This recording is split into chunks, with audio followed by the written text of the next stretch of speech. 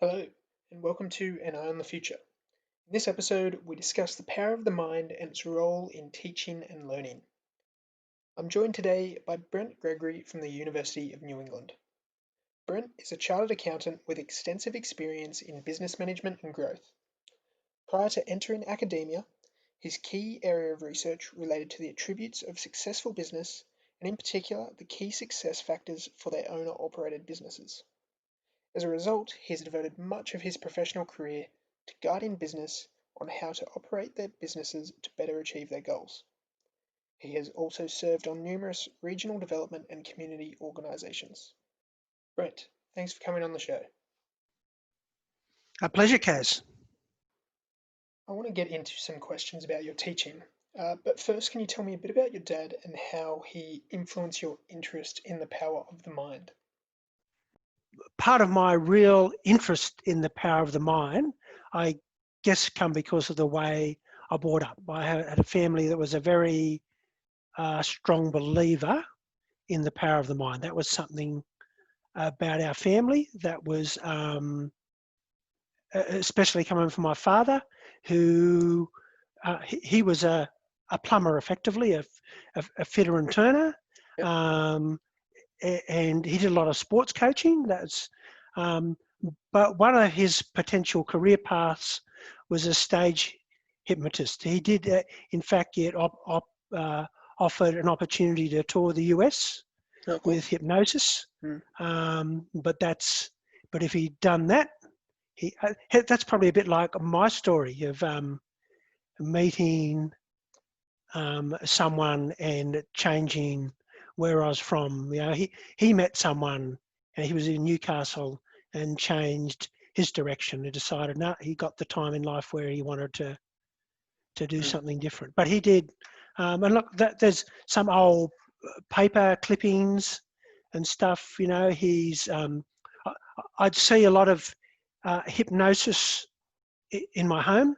You know, we was a family. We did have a fair few parties.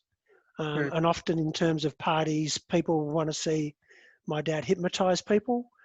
He used it in sport. And so I certainly got a lot of the power of the feeling of the power of hypnosis from him. He educated me about some things, but said, you've got to go away and learn this yourself, which is, you know, how I got to NLP was studying hypnosis. And he says, but I'll teach you some really important things, but there's a basic rule about the stuff I will teach you. You can only use it for the benefit of others, not for your own benefit. He says, of course, karma will bite your ass if you use it for yourself. So that's clearly, you know, and I've stuck to that. I don't want karma biting my ass. Karma's been pretty good to me. So, you know, I'll stick to that. And I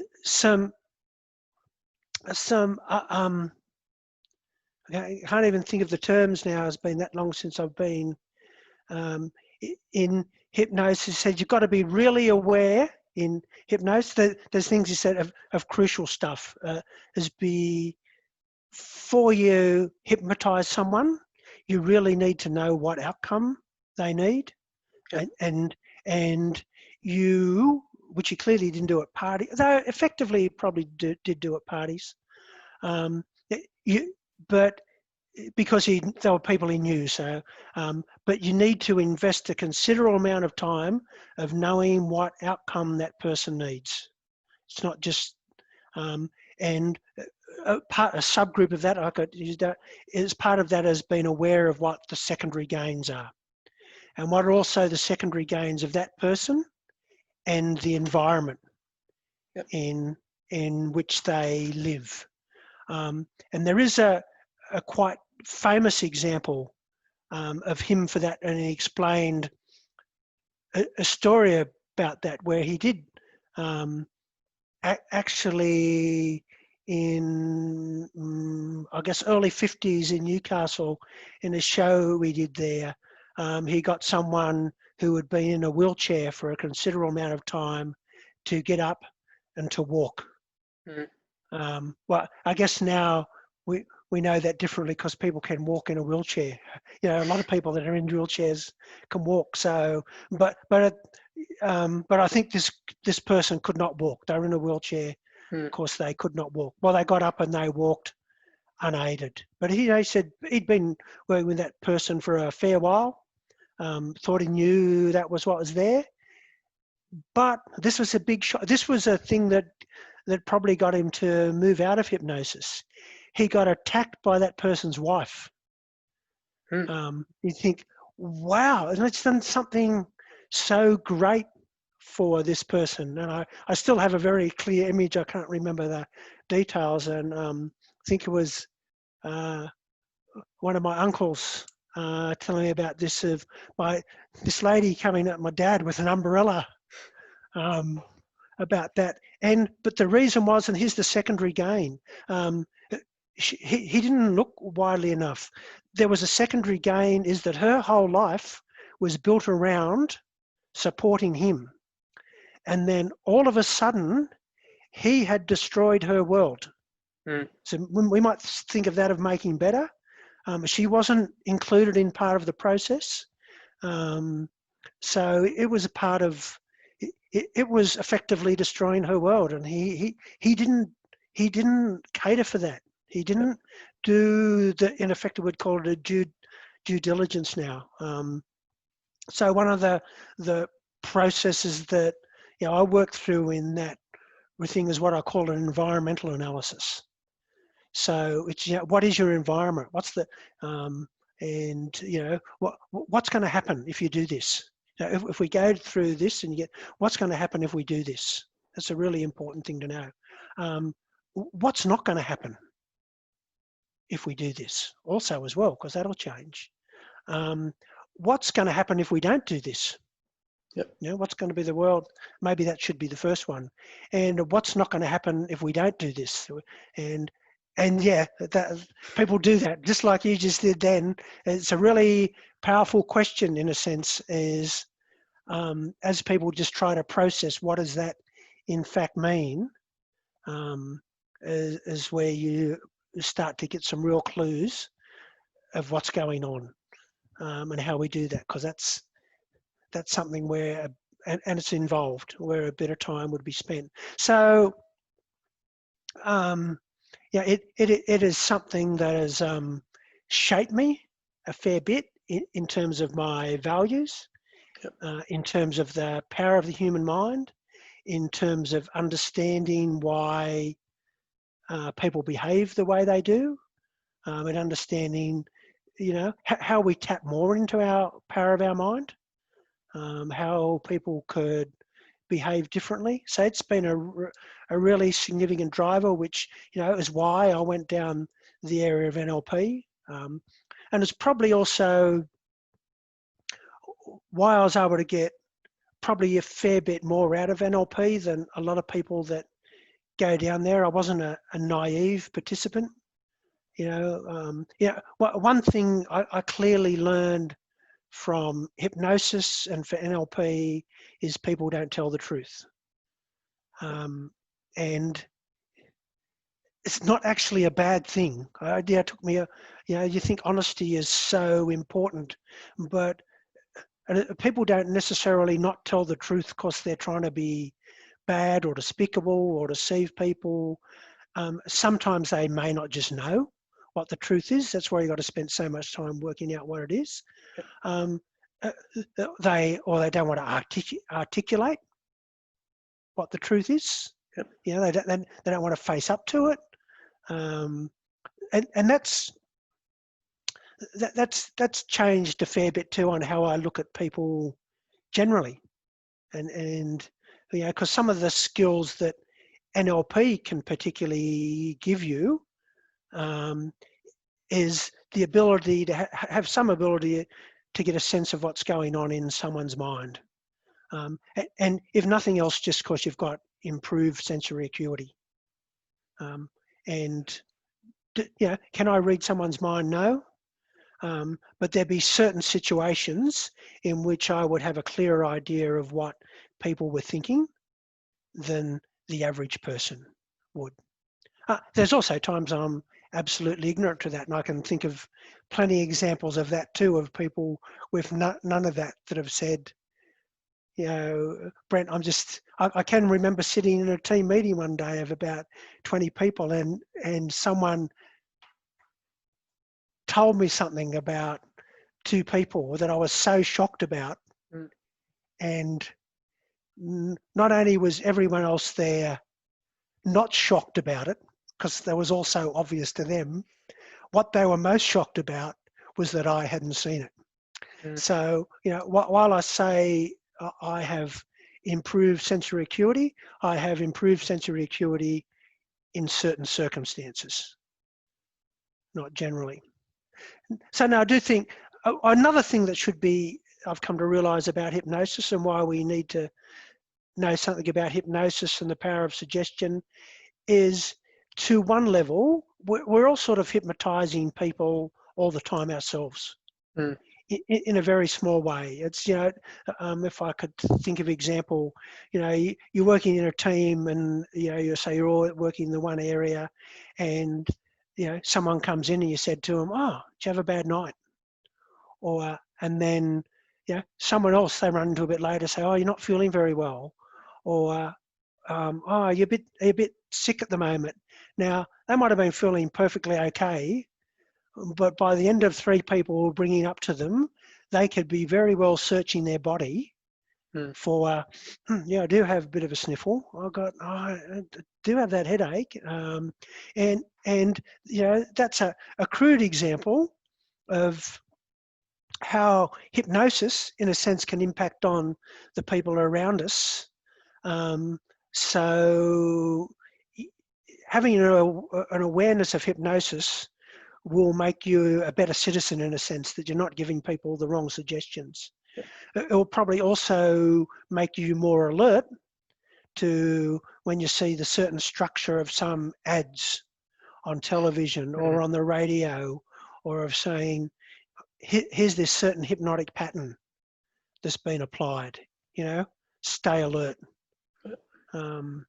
So yeah, I think an awareness of hypnosis is valuable for everyone.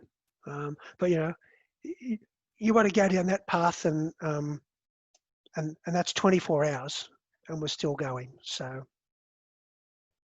we'll get started with a question related to your teaching. So you've recently been awarded some teaching awards. Congratulations. thank you. Do you have any tips and tricks, perhaps something from your background in neuro-linguistic programming, that you'd like to share? Well, in some ways, it's also an outcome of my research, because my research has had a significant focus on how people learn accounting better. That's been a pretty big thing for me. And yeah, NLP has played a pretty significant influence in that area. So I might, probably not a lot of people will know that much about NLP. And NLP has its strengths and its weaknesses. It claims it can do a lot of things that it probably can't, but nonetheless, it does have a lot of strengths. It was developed by John Bandler, by Richard Bandler and John Grinder. And basically what they did was, in a sense, pirated other people's work. So they went and had a look at a lot of people they thought were experts in their field.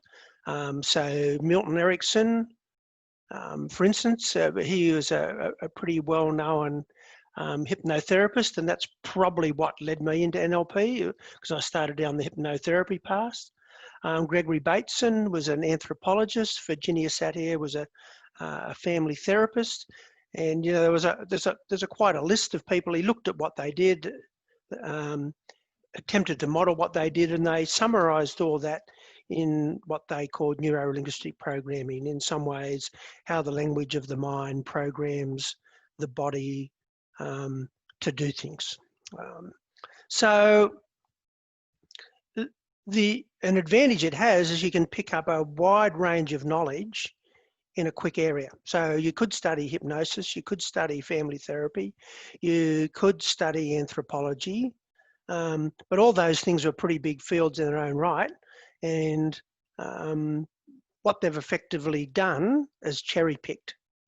So it gave not an in-depth view, but a pretty good overview of how people think and how people operate. If there's probably two advantages. One, I would see from my perspective, if you think of this, you've got a whole pile of books and they're just scattered around the floor of your office. And you then get a bookshelf, and in fact, the bookshelf is also labeled for you.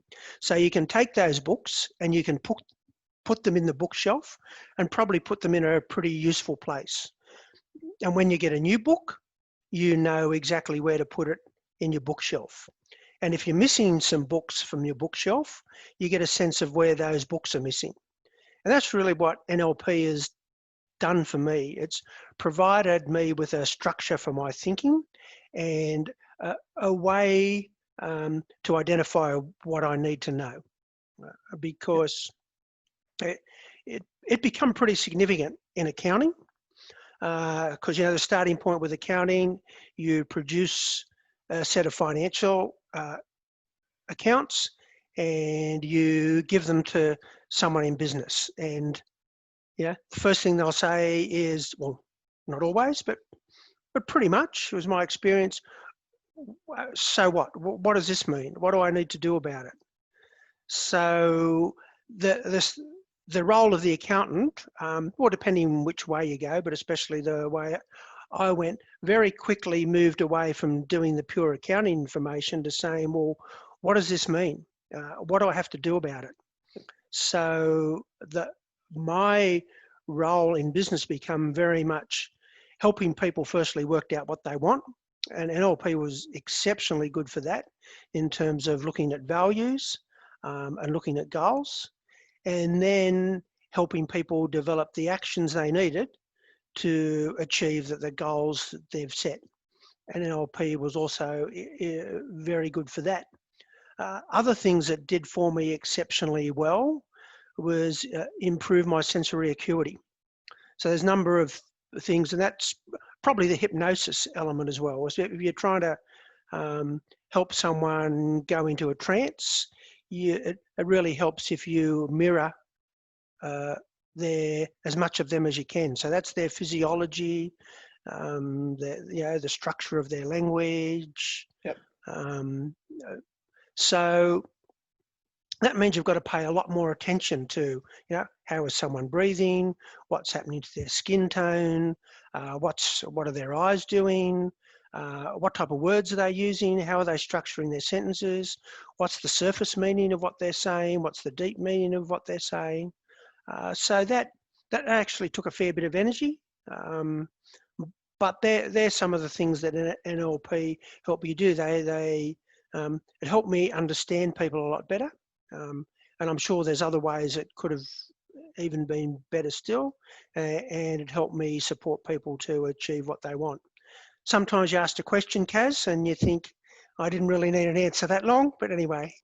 Well, I find the topic of NLP quite interesting, so I'm happy to keep talking about it for a bit. Well, there's probably some other things I'll say about NLP, which you asked specifically about teaching, which has been incredibly helpful for teaching in terms of my way of thinking. And it's helped me develop some models and some frameworks, having that structure, is the concept of an internal representation. So, and that has a lot of parallels with accounting, which, accounting is a representation of what's happening in a business. So you pick up the books and you have a representation of what's going on in the business. Is it profitable? Is it not? And you can drill down into that information. If it's not profitable, Why is it not profitable? You know, is it not making the income it should be, or is it spending too much? And if it's not making the income, what's causing that? And the financial statements are your representation of what's happening in the business. But it is also important to realize that that representation is not the business. And so you need to understand what that representation is, and then you need to make that a richer representation. So the financial statements by themselves are not that useful, so you need to do some ratio analysis. So you'll need to, you know, what's the relationship, and then you'll need to start measuring some non-financial things. And in a business, that could even be, you know, things we start to measure when we're doing research in that area is how many hours a week would people work, what type of exercise would they get, did they set goals or not, stuff about their staff structure.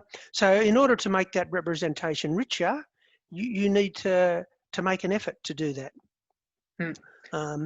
And that, see, you've asked one of these questions, and that, where that's true for an academic, for students, you've got to think about how they're internally representing what you're giving to them. What's their internal representation, and what will that cause them to do? How will that cause them to act? So if in designing any activities for someone to learn things, you firstly think, what outcome do you want? So what outcome do I want? So how would someone, what type of internal representation would someone need to make in order to carry that out? Because, and it'd be more true now than it was when I started in academia. We're certainly fighting for the headspace of students. So we really need to think about how we construct the activities we do so that A, has a chance to create any internal representation at all, and then it will create the right type of internal representation. And we also need to appreciate, same with business, that the map is not the territory. You know, I work hard to develop a map of my students' internal representation. A lot of that's about questionnaires, about analyze the accounting skills come in again. You know, analysing their results. What do these results mean? What pattern of results have I seen like this before? And what did that mean the student would do?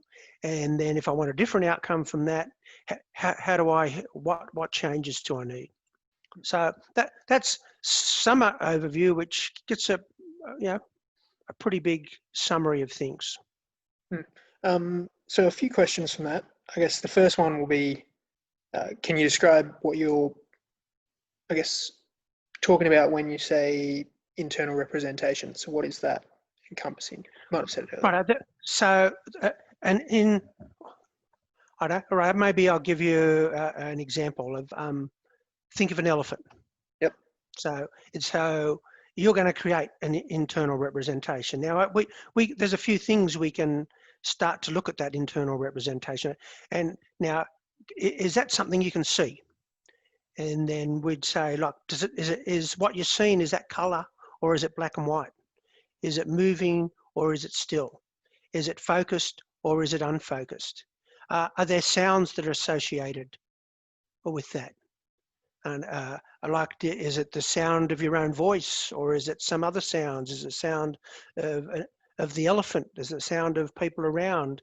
When you think about that elephant, is it something you've seen, actually seen? You're remembering something you've seen. So is this something you've remembered, or is it something you have created? And then, are there any feelings, in fact, that you have with that? And if you have feelings, as you think about that more, where are those feelings located? Like, is it a feeling in your stomach? How do your arms feel? Is it about your breathing? Now, thinking of an elephant is probably not going to raise up, too many of those things. It's a pretty innocuous thing to think about. But there's a whole host of other internal representations we could create, and they're shaped by, why do we internally represent stuff? To be a little simplistic about this, there is some research that suggests something like at any one time, we've got about 7,000 whiteboards of information rushing towards us, and we can process about one of those. Now, is that accurate? Maybe, maybe not, but it gives you a pretty good impression. It probably is something like that. And clearly, we can't process all of that. We're going to delete stuff. We're going to distort stuff. We're going to generalize. So it's worth understanding what it's going to influence those choices when we delete, distort, or generalize. And for instance, I could find in, say, in a unit I have, if someone has done the unit before and not passed, they'd be more inclined to have some type of unresolved negative emotion associated with studying that. So they could get on, look at the materials, and they could have a pretty crappy feeling in their stomach straight away. I've done this before. I remember it was hard work, didn't pass. So they're all the things that impact on the internal representation. And so we need to think, right, what can I do to overcome that? How can I firstly find out about it? And what can I do to overcome that? I've gone so long now, I forgot what the question was. Do you ask me to explain a bit more about internal representation? Yeah, so in that case, with the student that's failed before and they have a bad feeling about the course, have you, I guess, found ways to help that student instead get better feelings about the course? So clearly in a case like that, it's going to require some one-on-one, probably with the student, to get them. You got to get them through that first blockage. So what's going to get that through?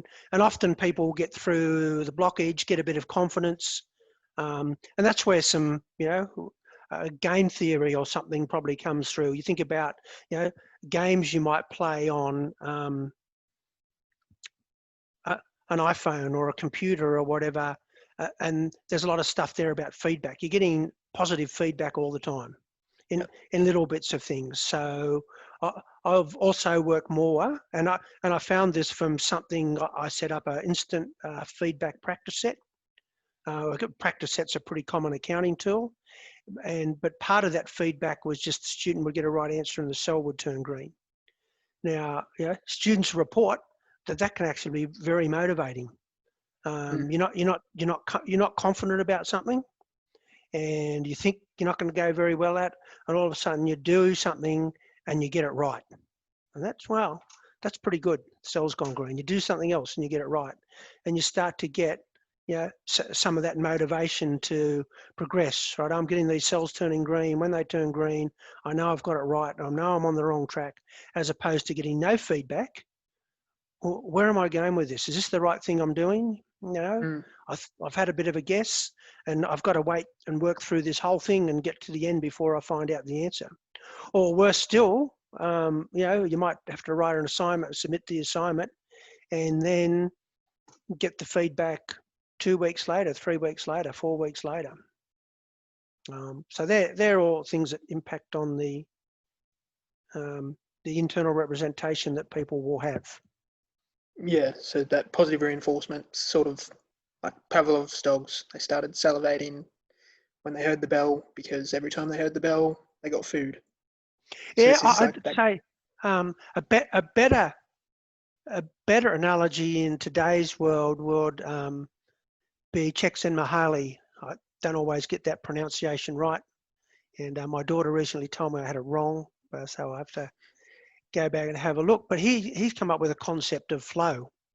Yep. And that'd be worth looking at if you're an academic, for getting people in the flow. But part of the characteristics of flow is that people know what outcome they're after. They know what they need to do to get that outcome. What they need to do needs to be a little bit challenging, but it needs to be achievable.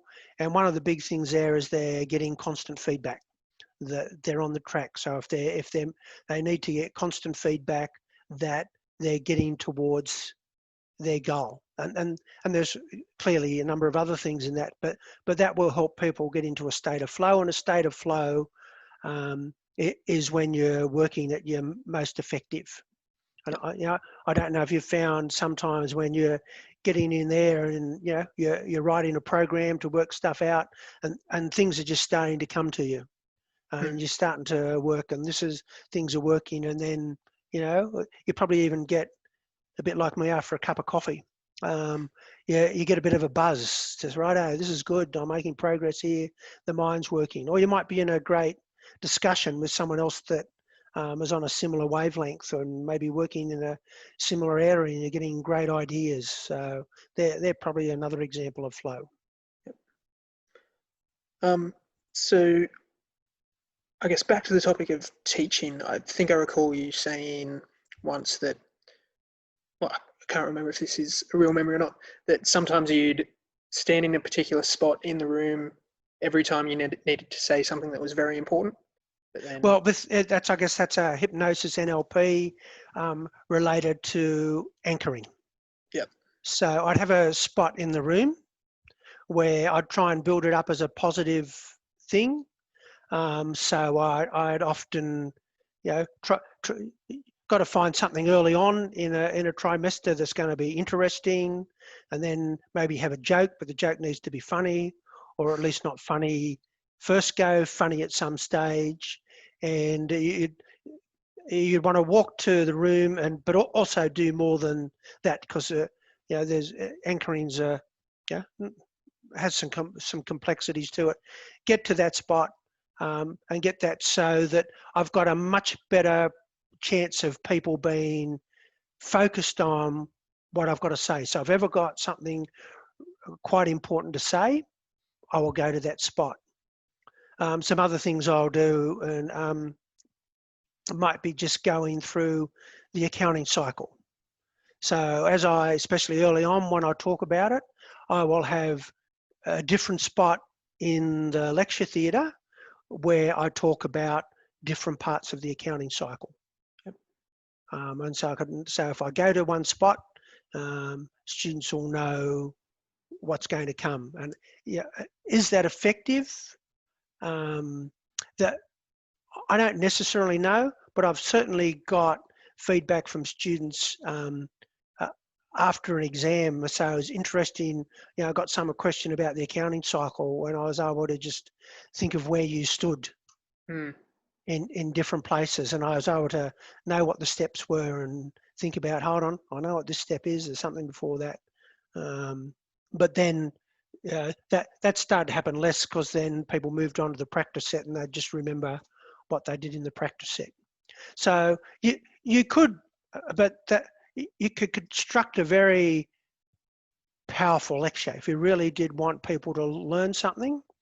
But it takes a fair bit of effort to think about how you construct everything, how you phrase it, how you go through, for instance, to pick up people who have a different representational systems bias. Are they a bit more auditory digital, which would be accountants? Are they a bit more visual, or a bit more kinesthetic, or just more auditory? And so you can construct a lecture in a way to pick everyone up on the way through. And you could think about, even for that matter, putting in we're using some of the concept of embedded commands. So again, the really important stuff you could help people sink into in their unconscious, of the stuff you really got to know. But the amount of time it would take to set things up like that would be a long time, and that's one of the challenges. You need a real lot of students to make an effort even for one lecture. Like that. Is that the kind of thing, say a magician would do? So would they perhaps be, because they do it all the time, they'd be very good at that kind of thing, and it would almost become natural for them to incorporate that? If you're there were probably early in my career, I did some more presentations, and there were a couple there that I did invest a considerable amount of time in getting just right. And Yep. I always look forward to delivering those. I don't know exactly how a magician might work. I know the really basic magicians, but they seem to be getting cleverer and cleverer. But I could imagine, well, clearly they'd practice their shows a lot. It's that if they're well, magicians probably are big users of, we talked about the internal representation. They know that people can't absorb everything, Yep. and so distraction becomes a very powerful tool. Yep. There is a pretty famous experiment, and you've probably seen videos of it on YouTube, that dealt with people not seeing things, and filling up, all they've got to learn stuff, filling up all their incoming receptors, let's say, and then a gorilla's walked across the back of a stage. Well, not really Yep. a gorilla, someone dressed up as a gorilla, and no one saw the gorilla. Yeah. So, I guess magicians, if you're not trying to hide a gorilla, if you're just trying to hide something much smaller, I'm sure magicians would use that. Yeah. I think I know the video you're talking about. 'Cause there's definitely one where they say count how many times the people dressed in white pass the basketball, and there's also a Yeah, team dressed in black. yeah, They're also passing a basketball, and the gorilla walks straight past. yeah. And yeah, you just don't see it if you're not expecting it. No, and that's it, because we can only absorb so much information. And again, this is how time has been squashed out. But I used to give students an exercise early on, is just put up a photo with, well, not a photo, a diagram, and it might have 50, 60, 80 different things on it. And I would say, right, how many red things were there? Yep. And the bulk of people wouldn't even get to the third of them. But then if you just put that up, and then, because I think it's called the reticular activating system. So once they're reticularly activated to look for red, you put that up again for the same amount of time. You take it down, and they'll get at least 7 or 8 out of 10, and maybe a lot more, because I'll just go and count all the red things. So it's where we direct our attention, and and then if I then asked them how many blue things were there, they'd still have no idea. Yeah, cool. So something you said a bit earlier, so I guess we'll go towards your academic research now. You mentioned you're looking at, other metrics to look at, such as hours worked, exercise done in the week. I was curious with the exercise, what you found in terms of, say, a business's performance correlating with the exercise that was done by its employees. Oh yeah, we get so so that work we did with financial planners. So it's important to appreciate that's in the context of people whose job was not physical. So if we did this with bricklayers, it's probably not going to be true. Yep. But and again, it's who do you measure, and how do you measure the outcomes? So all we measured it with was with the owners. So they're all owner-operated businesses that we were working with. And the benchmark we set was at least 3 times a week, for at least 20 minutes, to be what they perceive to be in the aerobic zone. Yep. Now, and so very clearly, those that exercised, there was a high correlation with profitability. Going back a long way now, I can't remember the exact amount, but it was something like, then for the hours they worked, about $20 an hour. It was a really significant figure. Wow. So those that exercise more. Now, well, I shouldn't say worth, correlation. Now, there's something very important to bear in mind here. That was relationship, but not necessarily causal. Yep. So it could be that those were making money and could then afford to get the exercise done. They could afford to employ more people. They could afford to have the time off. They could afford to buy the good bike. They could afford the gym membership so they could train all the time. So it was not necessarily a direct causal relationship, but yeah, I do remember one person pretty clearly, or one not group of people who really took that advice on board and changed the really increased their exercise. And I've got a few thank yous from them many years later still, of how that changed their business, changed their thinking. Well, yeah, I guess that case study is kind of a good indicator that it is partially due to the exercise as well, since they changed and the change came with it.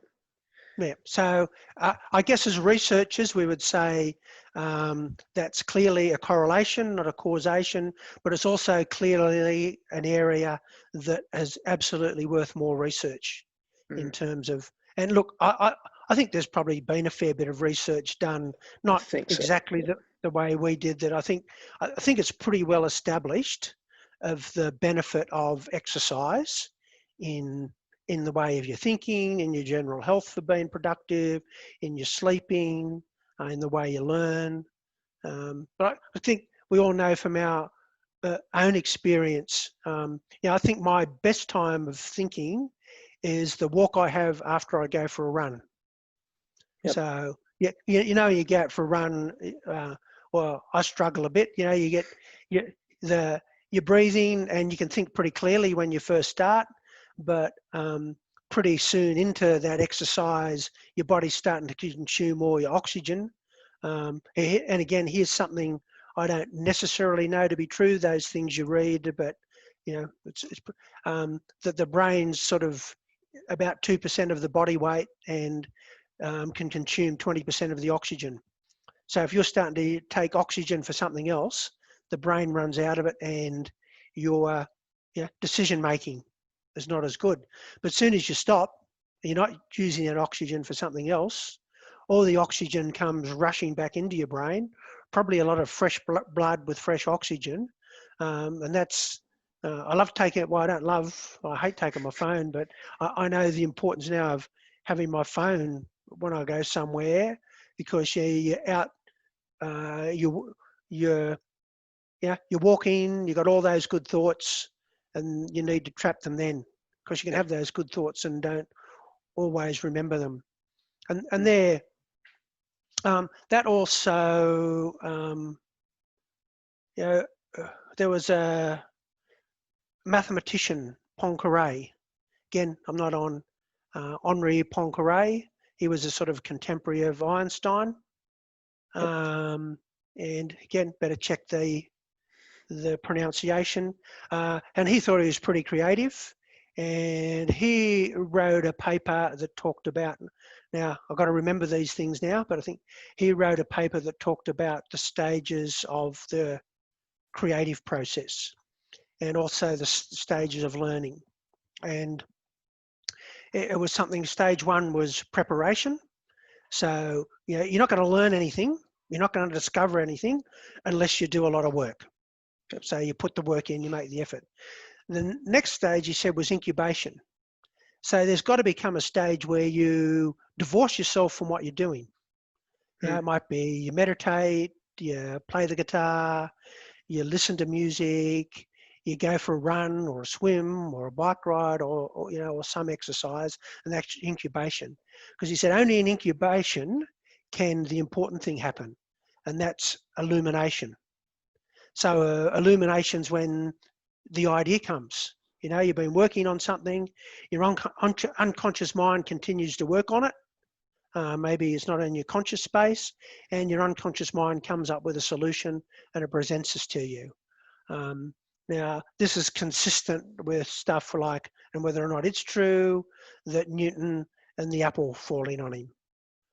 He was just out away from things and thinking about it. Who was it that come up with the great theory of when he was having a bath? So I think that might be the story of Archimedes and his Eureka moment. So, in summary, although there's some debates regarding the details, uh, the king at the time put Archimedes in charge of finding out if the goldsmith was being fraudulent and not using pure gold for the crown. And Archimedes couldn't think of a way to do this. But then, when he was getting in the bath, he noticed the water was being displaced by his body, giving him a way to measure the volume of these strangely shaped objects and therefore the density of the crown, um, as the gold should be more dense than the other metals. So he then supposedly ran down the street naked, yelling Eureka, which roughly translates to "I've found it." Well, they're again things that, if Poincare is correct, they sort of fit with that. You all these people have done the work, then they've got away from what they're doing, they're out doing something else, and then the idea comes to him. And then there's one more stage after that. He said the 4 stages, and that was validation. And the validation is, you've come up with this great idea, then you've actually got to put it in place and see if it works. Or you mightn't even put it in place, but you've got to do, is this really a good idea? This what I thought was a great idea, is it actually feasible?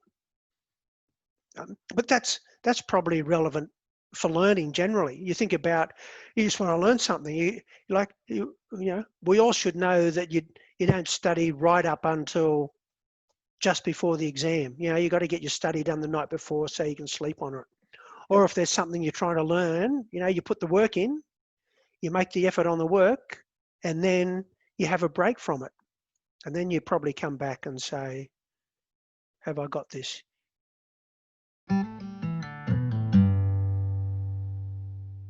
Thank you all for listening to this episode of Anion the Future. Brent and I will continue our discussion in the next episode by discussing Brent's current research in accounting and sustainability.